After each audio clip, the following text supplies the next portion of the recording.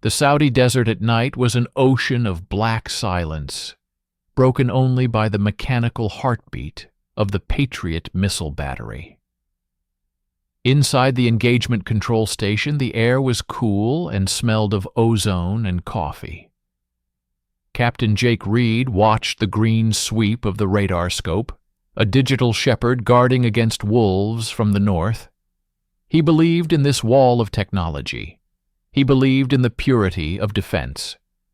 The alarm was a sharp, electronic shriek. A wolf was at the gate. An Iraqi Scud, a ugly, indiscriminate weapon, was arcing towards the city of Dhahran. The response was a symphony of precision. Target locked, solution calculated. Jake gave the order, his voice steady. Outside, the world erupted.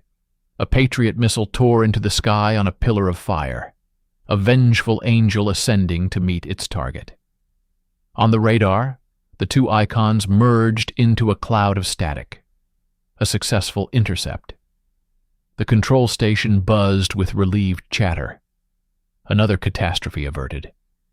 But Sergeant Marcus Evans, Jake's tech, stared at his screen, his face a mask of confusion. He pointed at the raw data. The debris pattern was all wrong.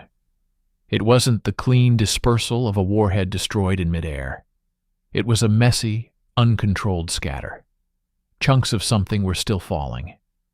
Before Jake could process this failure, a new alarm, louder and more urgent, overrode the station. The screens flashed blood red. A header he had never seen before burned in the center of his main display. Operation Sandstorm. Eyes only. This was not their radar. This was a live satellite feed, classified rivet joint. The target wasn't a missile in the sky. It was a slow, ground-level contact, a ghost of pixels moving through the Iraqi desert. The text designation was cold and absolute. Mobile Launcher T-72. Jake's breath caught in his throat. This wasn't defense. This was a hunt. They were being ordered to use a defensive missile, a symbol of protection, as a long-range assassin's bullet, to fire deep into sovereign territory based on a grainy image. It violated the very rules of engagement he had sworn to uphold. A secure phone line flashed, its ring a harsh, demanding buzz. He knew it was command. There would be no discussion. Only an order. His hand, which had moments before given the order to save a city, now hovered over the key that would transform his shield into a sword. He looked at his crew. They saw his hesitation, their own confidence wavering. He input the code. The system armed another Patriot. Outside, the second missile launched. But this one did not climb. It angled low and fast, a streak of fire shooting horizontally across the black horizon, heading straight into Iraq. It was a fundamentally different trajectory, a weapon of aggression. Jake watched it vanish into the darkness.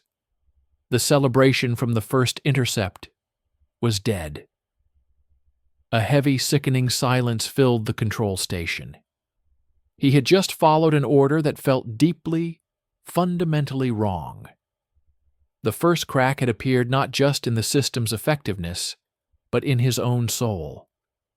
The clean war was over. The dirty one had just begun, and he was now an unwilling participant.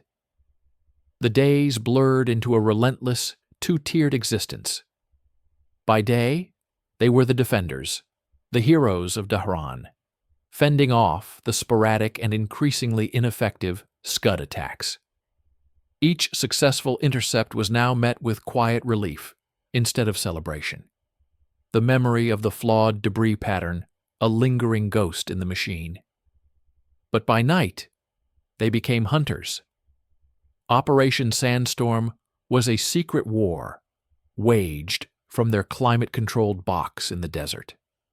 The rivet joint feed became a constant presence on their screens, a window into the vast, empty stretches of western Iraq. The targets were always the same, Fleeting, low-resolution contacts labeled as mobile Scud launchers, the infamous TLs that Saddam Hussein used to hide his weapons. Captain Jake Reed now lived with a permanent, cold knot in his stomach. Every order to engage felt like a betrayal of the oath he took. He was firing million-dollar missiles at ghosts, at pixels that shifted and broke up on the screen. The intelligence, he was told, was ironclad.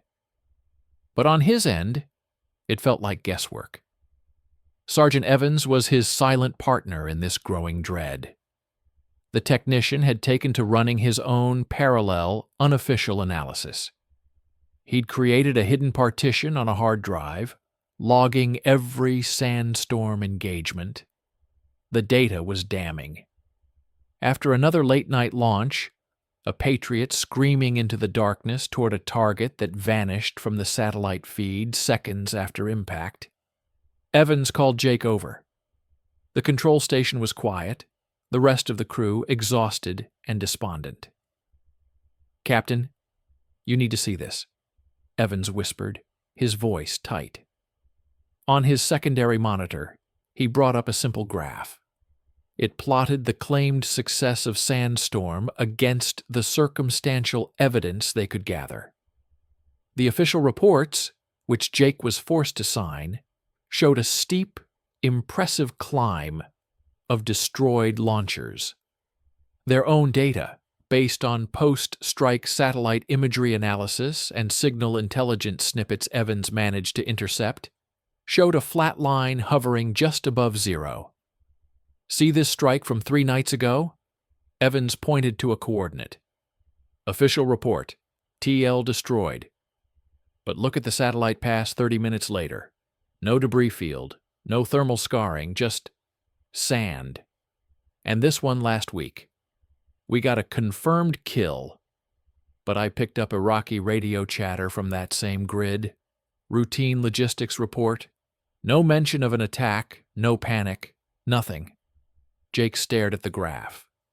The 2 lines, the official truth and their hidden reality, diverged like a chasm opening up. It wasn't just a matter of low effectiveness. It was a systemic, deliberate lie. They were not just participating in a failed operation, they were actively manufacturing a fiction of success. "The system latency is too high," Evans explained, his tone that of a scientist stating an inconvenient fact. "By the time the satellite sees the target, we calculate the solution, and the missile flies there. A truck can be 20 miles away. We're not shooting at launchers, sir. We're shooting at where a launcher was. We're digging holes in the desert for $1 million a pop." Just then, a new sandstorm alert flashed. Another target, another set of coordinates from the all-seeing rivet joint. The order was pre-authorized. All Jake had to do was press the button. He looked at the screen, at the pixelated ghost they were ordered to kill. He looked at Evans's graph, a visual representation of the monumental fraud he was enabling. The weight of the lie was now a physical pressure on his chest. He wasn't just a soldier following questionable orders anymore. He was a custodian of a state secret, a willing accomplice in a cover-up that was costing a fortune and propping up a false narrative of invincibility for a weapon system that was failing spectacularly at the one job it was never designed to do. His finger hovered over the commit key. The machine waited, obedient and cold. The truth, however, was no longer silent. It was screaming at him from a secret graph on a hidden screen, and he could not unsee it. The weight of the secret became a physical presence in the control station, a ghost that only Jake and Evans could see. Jake's once clear commands now carried a subtle hesitation, a fractional delay that his crew noticed but could not understand. He was signing falsified after-action reports with a hand that felt like it belonged to someone else, the lies piling up in a classified digital tomb. The breaking point was a mission designated Sandstorm Alpha 7. The rivet joint feed showed a convoy, not a single truck, but 3 vehicles stopped in the middle of the desert. The intelligence tag was chillingly specific. High-confidence TL deployment unit. Jake stared at the screen. A convoy. Men. He saw the order come in. The system armed 2 Patriots. He couldn't do it. Not like this. Not blind. He grabbed the secure phone, the direct line to command. He bypassed the usual channels and called the J-Stars liaison, a major he'd met during a briefing. Watchtower, this is Guardian Actual, requesting immediate BDA on Sandstorm Alpha 7 before engagement. I need visual confirmation. There was a long pause, filled with static. The voice that came back was cold, clipped. Guardian Actual, Watchtower. BDA is not available. Your targeting data is confirmed. Execute the engagement. Major, with all due respect, I have 3 vehicles. I need to know what we're shooting at. I have a moral obligation. The voice on the other end cut him off, its tone dropping into something low and dangerous. Captain Reed, your obligation is to follow your lawful orders, the integrity of a multi-billion-dollar program, and the strategic narrative of this coalition rests on the success of this operation. You are not paid to have doubts. You are paid to shoot down what we tell you to shoot down. Now execute the order. The line went dead. Jake stood there, the receiver gripped so tight his knuckles were white. The words echoed in his mind. Strategic narrative. He wasn't a soldier in a war. He was an actor in a play. The Patriots were props, and his crew were stagehands, all performing to maintain an illusion of invincibility. He looked at Evans, who had heard the whole exchange. The sergeant's face was pale. He gave a single grim nod. Defeated, Jake turned back to his console. He input the final authorization. Outside, 2 missiles tore into the night. He watched them go, feeling as if a part of his soul was trailing in their fiery wake. An hour later, the official report landed in his inbox. Sandstorm Alpha 7. Success. 2 TELs and 1 support vehicle destroyed. Significant blow to enemy launch capabilities. Attached was a single, grainy, black and white satellite image. It showed 3 dark smudges in the sand. It could have been anything. Rocks, shadows, burned-out trucks. There was no proof of anything. But Evans, working his silent magic, had captured a different image. A French commercial satellite, with slightly better resolution, had passed over the area 10 minutes after the strike. Evans pulled it up on his secret partition. The image was clear. The 3 smudges were not military vehicles. They were large, beat-up cargo trucks, the kind used by Bedouin traders. One was overturned. Scattered around them were the tiny, unmistakable white specks of slaughtered sheep. They hadn't destroyed a Scud launcher deployment unit.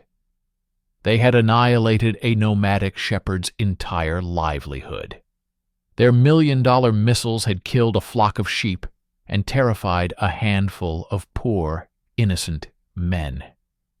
Jake stared at the commercial satellite photo, then back at the official, fraudulent report on his main screen. The chasm between the two was no longer just about statistics or wasted money. It was now stained with the blood of the innocent. The lie had a cost, and he had just been forced to make the first payment.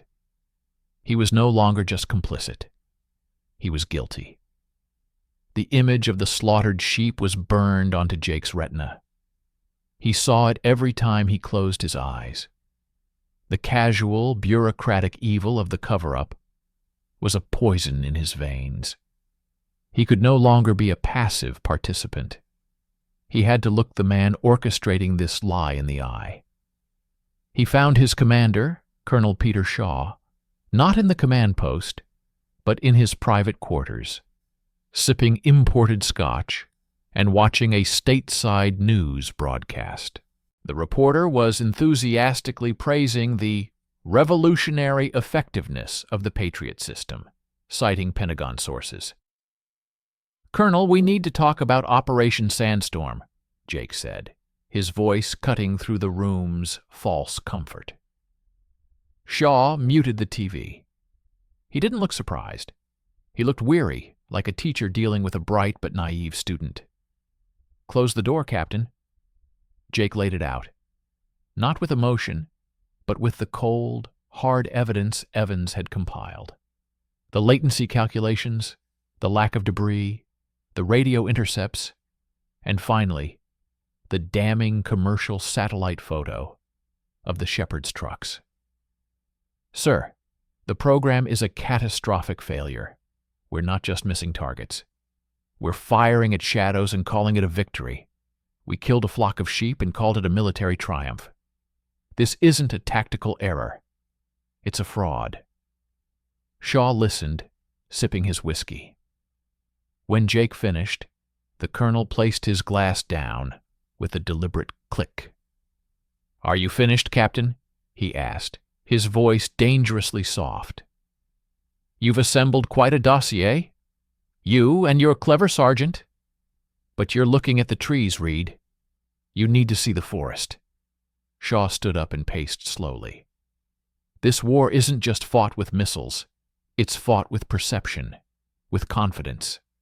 The world saw Saddam's Scuds as a terrifying, unstoppable weapon. Then we unveiled the Patriot. It was a symbol, a technological David against a psychotic Goliath. It told our allies we could protect them. It told our enemies their best weapons were obsolete." He stopped in front of Jake. "Now, you want to tell the world that our symbol is flawed, that our technological marvel can't tell the difference between a missile launcher and a Toyota truck. You want to shatter the confidence of every nation that relies on us. You want to hand Saddam a propaganda victory that would make his damn Scuds look like a success." "The truth," Jake started. "The truth is a luxury we cannot afford," Shaw snapped, his composure finally cracking. "The truth is messy and complicated.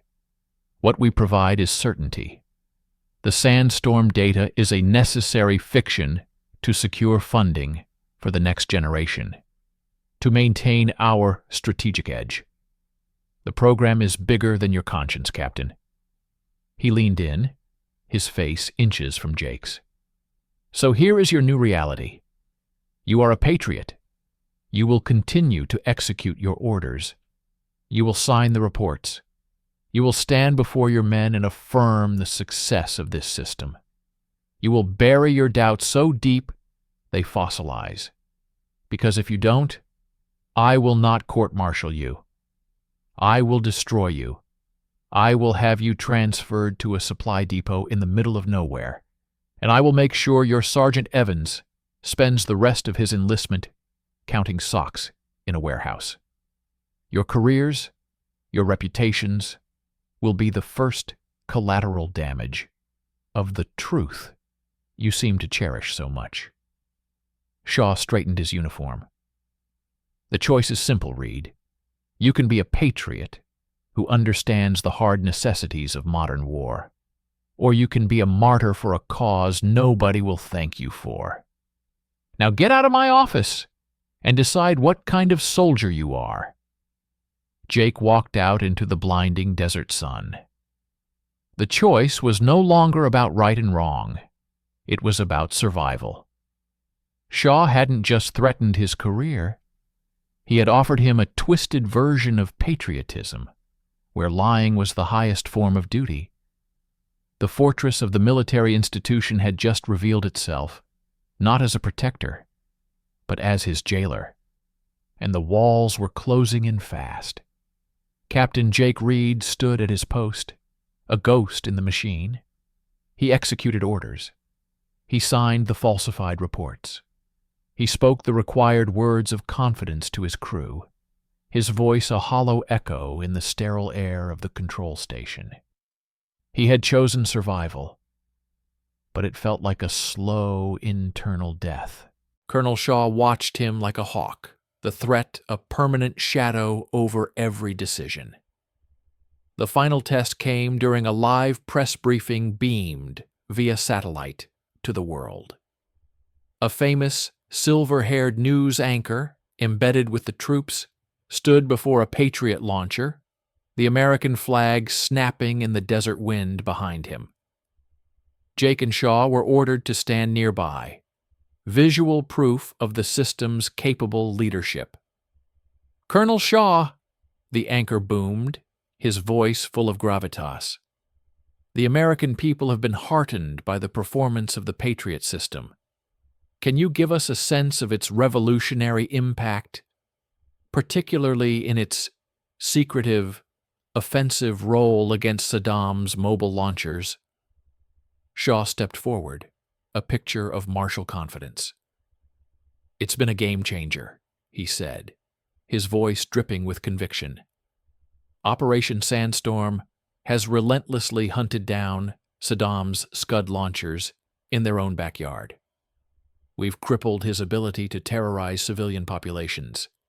It's a testament to American ingenuity and the courage of soldiers like Captain Reed here." The anchor turned his charm on Jake. "Captain Reed, you're on the front lines of this technological marvel. What's it like to be part of such a historic and successful operation?" A camera lens, like a giant, unblinking eye, focused on him. Jake could feel the expectant gaze of millions. He could feel Shaw's presence beside him, a silent fortress of warning. He saw the faces of his crew watching from a monitor in the control station, their trust in him, their belief in the mission. He saw the ghostly image of the slaughtered sheep. He opened his mouth to recite the lie, to become a permanent part of the propaganda film. But the words wouldn't come. The carefully constructed facade within him shattered. He looked directly into the camera, his face pale but resolved. "The system is a shield," Jake said, his voice clear and steady, cutting through the prepared narrative. "And a shield should never be used as a blind sword." A stunned silence fell over the briefing. The anchor's smile froze. Out of the corner of his eye, Jake saw Colonel Shaw's face turn to stone, a silent promise of utter destruction. Jake did not elaborate. He did not reveal classified details. He did not mention Sandstorm or rivet joint. He had simply spoken a fundamental truth, and in doing so he had thrown a single, small rock at the giant pane of glass that was the official story. He turned and walked away, leaving the sputtering anchor and the livid colonel in his wake. He did not go to the control station. He walked straight to his quarters. The consequences were swift and brutal. He was relieved of command on the spot. The official charge was erratic behavior and fatigue. The press incident was contained, explained away as a momentary stress-induced lapse from a dedicated but overworked officer. 2 days later, Jake was on a transport plane out of the theater. His career was over. He knew that. He would be quietly processed out of the Army, his record tarnished, his name forgotten. As the plane climbed over the vast, empty desert, he looked down at the sands that hid so many lies. He had not won. He had not exposed the conspiracy. The multi-billion-dollar machine would roll on, its fiction intact. But as he watched the endless barren landscape pass below, he felt a strange, quiet peace. They could take his career, his reputation, his future, but they could not take the truth he had spoken into that camera. It was a small, almost insignificant act of defiance. It had changed nothing, and yet it had changed everything for him. He had chosen to be a soldier who told one true thing, rather than a patriot who perpetuated 1,000 lies. For the first time since pressing that first button for Sandstorm, he could look at his own reflection and not see a stranger. The cost had been everything, but the prize was his own soul, and it was finally his again.